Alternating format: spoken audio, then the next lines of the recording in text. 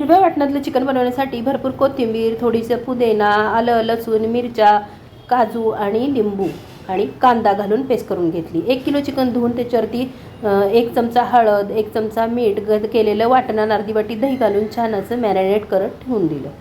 अर्ध्या तासासाठी हे मॅरिनेट करत ठेवलं. नंतर मी कढईमध्ये तूप घातलं. 3 ते 4 चमचे तूप घालायचं. त्याच्यावरती मिरच्यांचे तुकडे घातले, 4-5 मिरच्यांचे तुकडे आणि खडा मसाला. त्यात जिरं, लवंग, मिरी, फुलचक्र असं घातलं. नंतर त्याच्यावरती 1 चमचा जिरापूड, 1 चमचा धनापूड घातली आणि मसाला छान असा परतून घेतला. छान सुगंध येईपर्यंत हा परतून घ्यायचा.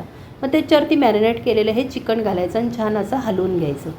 ते हलवल्यानंतर थोडंसं पाणी घालून व्यवस्थित हलवून त्याच्यावरती झाकण ठेवायचं आणि मंद आचेवर म्हणजे लो टू मिडियम गॅसवरती हे चिकन व्यवस्थित असं शिजवून घ्यायचं. ते अगदी लो टू मिडियम गॅसवरच शिजवायचं, मोठा गॅस कुठेही करायचा नाही. चिकन छान 2-3 वेळा असं झाकण ठेवून हलवून शिजवून घ्यायचं. मग चेक करायचं चिकन शिजलं की त्याच्यावरती गरम मसाला पूड घालायची, कढीपत्ता घालायचा, कोथिंबीर घालायची आणि पुन्हा हलवायचं आणि 1-5 मिनिटासाठी छान अशी वाफ काढून घ्यायची. तयार रे आपले चिकन हरियाली.